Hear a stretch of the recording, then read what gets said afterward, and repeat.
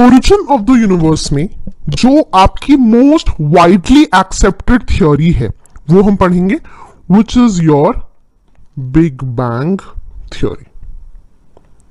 ठीक है, big bang theory में सबसे इंपॉर्टेंट चीज क्या है, यहां पे I will make a structure. ठीक है, it is up to you अगर आप उसके नोट्स बनाना चाहते हो, but there is no point, आप उसको समझ लो। समझना is the most important thing. चीजें तो टेक्स्ट बुक में लिखी हुई है, राइट? तो rather than what I would suggest is सुनने के साथ साथ लिखने के पहले listen to the whole lecture. ठीक है, चीजों को याद रखोगे, इट विल बी बेटर। ठीक है, उससे आपको चीजें और ज्यादा रिटेन होंगी। ठीक है, तो बिग बैंग थ्योरी में सबसे पहला पॉइंट क्या है कि इनिशियली कह रहा है कि एक hot infinite tiny dense ball था। ठीक है, hot infinitely tiny dense ball, hot है बहुत बड़ा, टाइनी डेंस बॉल था, राइट? मान लो कुछ मिलीमीटर वाइड ही था, right? Hot infinite tiny dense ball. कह रहे हैं कि इनिशियली तो ये एक टाइनी डेंस बॉल था, हॉट था, कुछ मिलीमीटर बड़ा था, बट आज से 13.7 या 13.8 बिलियन ईयर्स अगो ये जो बॉल था, this exploded, right? There was a bang with which this hot infinite tinily dense ball exploded, and this explosion resulted in what we are today, right? जो भी आप चीजें देखते हो, for example matter, energy, space, time, everything was created because of this big bang, जो कि hot infinitely dense point में जो भी आपका एक्सप्लोजन हुआ था, right? This explosion was the reason for creation of matter, energy, space, time, whatever we have today. ठीक है, आपकी एनसीईआरटी बस इतनी सी बात करती है, यहां पे आपकी थ्योरी पूरी खत्म हो जाती है। ठीक है, but I will also discuss a lot of other things. ठीक है, because this is one theory जो आपको डिटेल में पता होनी जरूरी है।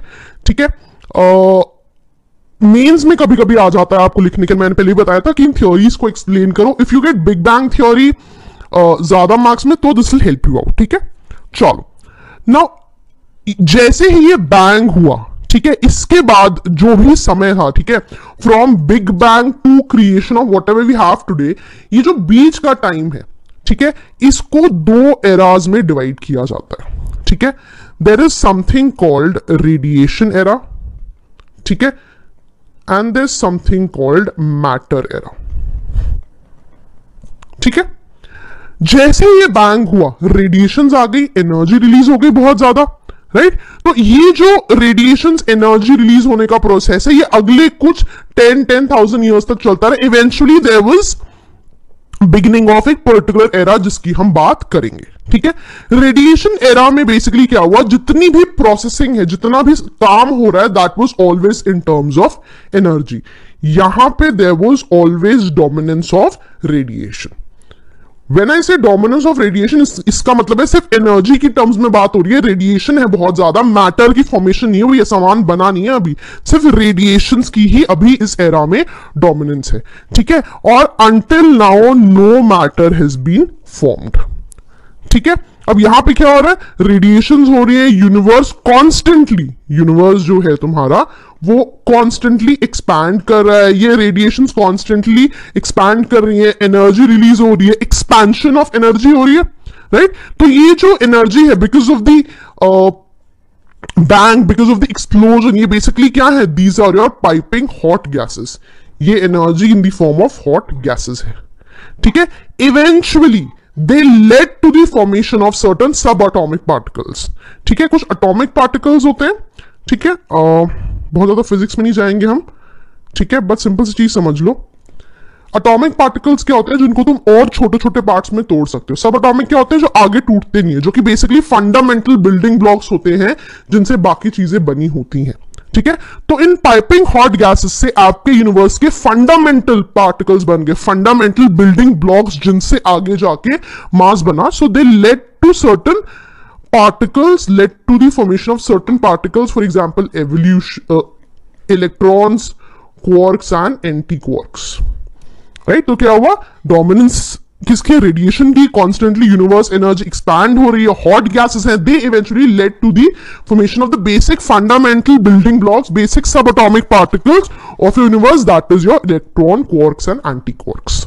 ठीक है, आप साइंस में भी देखोगे ये चीजें क्या होती है। ठीक है, पर अभी भी the atmosphere is too dense, ठीक है, too dense for any other sub particle to form, right, any other sub atomic particle की फॉर्मेशन के लिए भी अभी जो आपका यूनिवर्स है दैट इज टू डेंस। ठीक है, इसलिए क्या हो रहा है, इवेंचुअली जब कूलिंग डाउन होना शुरू होगा तब आपकी चीजों की फॉर्मेशन और ज्यादा होगी। ठीक है, तो इवेंचुअली जब ये कूल होना शुरू हुआ, राइट, ये जो क्वार्क्स थे, जो आपके फंडामेंटल बिल्डिंग ब्लॉक्स थे, ठीक है, दे स्टार्टेड बाइंडिंग टुगेदर, ये एक दूसरे के साथ बाइंड होना शुरू हो गए, which gave to the rise of protons and neutrons. ठीक है, सारे वर्ड्स आपने सुने हुए हैं बचपन में। ठीक है, this is just a basic idea of what actually happened. ठीक है, कांस्टेंट हॉट गैसेस थी, बैंग हुआ, इनसे कुछ पार्टिकल्स बने, fundamental particles like electrons, quarks, anti quarks, ये सारे के सारे अभी भी रेडिएशंस की बात हो रही है, मैटर बना नहीं है अभी, राइट। इवेंचुअली कूल हुआ, क्वार्क्स बाइंड हुए, प्रोटॉन न्यूट्रॉन्स बने इनसे। जैसे ही प्रोटॉन न्यूट्रॉन्स बने, प्रोटॉन्स न्यूट्रॉन्स ने एक दूसरे के साथ फ्यूज होना शुरू कर दिया, एक दूसरे के साथ मिलके चीजें बनानी शुरू कर दी, एक दूसरे के साथ मिलकर न्यूक्लियाई बनाना शुरू कर दिया। जैसे ही पहला न्यूक्लियाई बना, यहां से आपका मैटर बनना शुरू हो गया। बच्चों ने पढ़ा था आपने, एटम के अंदर न्यूक्लियस होता है, राइट। तो बेसिक फॉर्मेशन ऑफ मैटर कहां शुरू हुआ, जब प्रोटॉन और न्यूट्रॉन ने एक दूसरे के साथ फ्यूज किया, यहां पे न्यूक्लियाई बनना शुरू हुआ, यहां पे आपका पहला एलिमेंट बन गया विच इज योर हीलियम। जैसे ही पहला एलिमेंट बना, यहां से दूसरे एरा की शुरुआत हो गई, दैट इज मैटर एरा। यहां पे मैटर बनना शुरू हो गया। तो यहां पे एक क्वेश्चन का आपका आंसर हो जाता है कि सबसे पहला एलिमेंट कौन सा बना, आप बोलोगे हीलियम बना, राइट। तो यहां से आपको बेसिक समझ में आ गया कि रेडिएशन एरा के एंड में क्या हुआ, क्वार्क्स ने बाइंड करना शुरू किया, प्रोटॉन न्यूट्रॉन बन गया, और प्रोटॉन न्यूट्रॉन इंटर्न फ्यूज होकर न्यूक्लियाई बनाया, जिससे पहला एलिमेंट बन गया विच इज योर हीलियम। सिंपल था। अब हीलियम बन गया, मैटर एरा की शुरुआत होगी। मैटर एरा में इंपॉर्टेंट चीज क्या है, यहां पे यूनिवर्स की एक न्यू एबिलिटी है, ability to form what, ability to form matter. ठीक है, यहां पे पहली बार एबिलिटी टू फॉर्म मैटर आ गई। मैं ये नहीं कह रही कि यहां पे एनर्जी नहीं है, जो यहां एनर्जी थी अभी भी है, रेडिएशंस यहां भी है, पर प्रेडोमिनेंस किसकी है, प्रेडोमिनेंस किसकी है इस एरा में, कि मैटर बनने की शुरुआत हो चुकी है।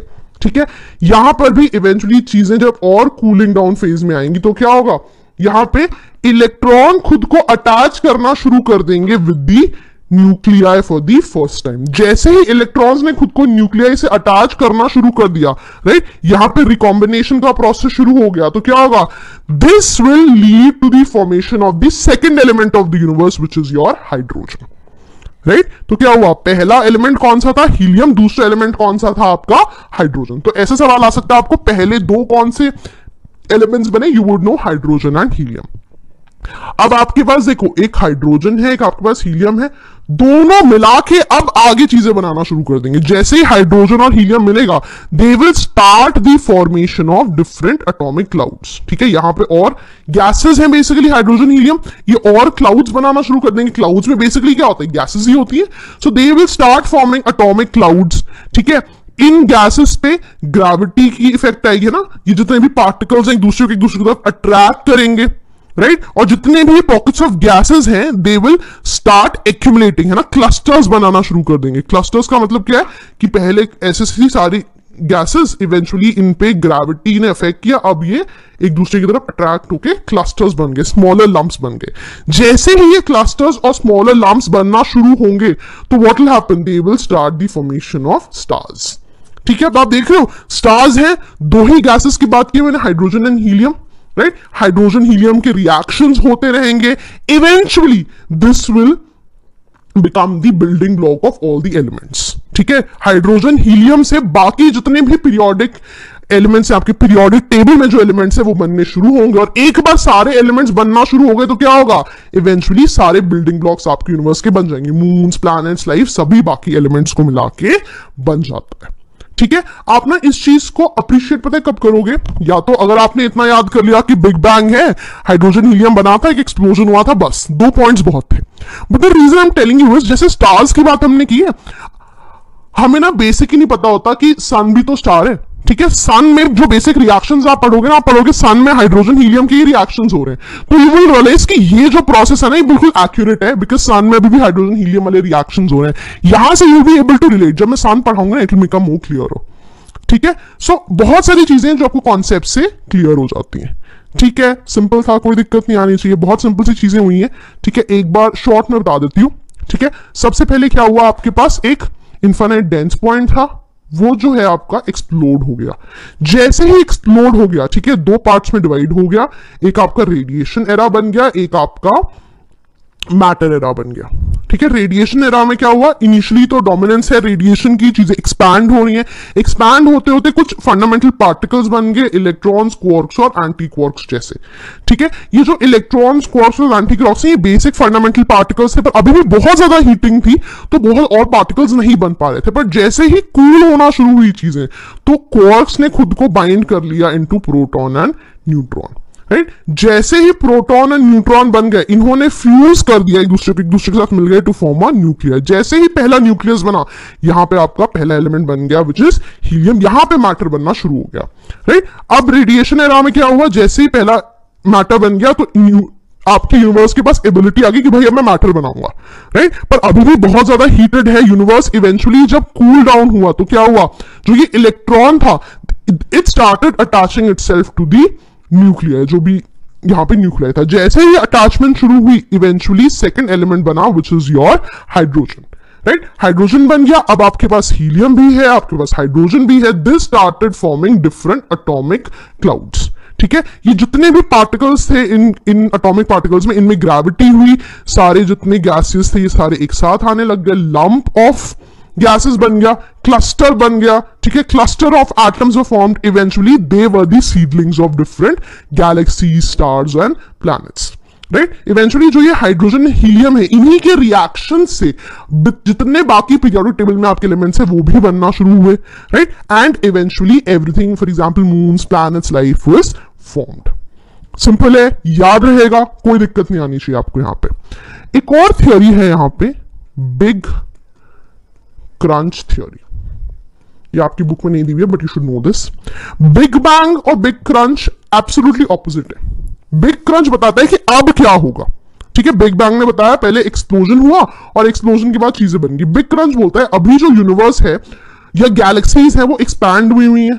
एक टाइम आएगा जब ये गैलेक्सीज एक दूसरे के पास आना शुरू हो जाएंगी due to force of gravitation. तो ये जितनी गैलेक्सीज हैं जो भी एक्सपैंडेड है, they will start coming close to each other.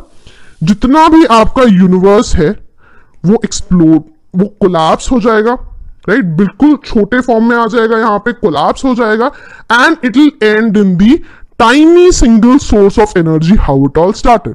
Big bang क्या बोलता था, पहले एक लंप ऑफ मास था, ठीक है, एक्सपैंड हुआ और फिर उसमें बैंग हुआ, बिग बैंग हुआ और सारा कुछ एक्सपैंड हो गया। बिग क्रंच थ्योरी बिल्कुल ऑपोजिट बोलती है, कहती है अभी तो सारी गैलेक्सीज एक दूसरे से दूर दूर है, राइट। इवेंचुअली ये सब ग्रेविटी की वजह से एक दूसरे के पास आ जाएगा, राइट। ये जो यूनिवर्स है ये कोलैप्स कर जाएगा और एंड में जैसे शुरू हुआ था एक टाइनी बॉल से, वैसी ही चीजें वापस रह जाएंगी, एक टाइनी बॉल में सब कुछ समा जाएगा, right. So there was big crunch and big bang, and उसका एग्जैक्टली ऑपोजिट क्या है आपका बिग क्रंच थ्योरी, ठीक है। सिंपल था, कोई यहां पे आपको दिक्कत नहीं आनी चाहिए। So this finishes your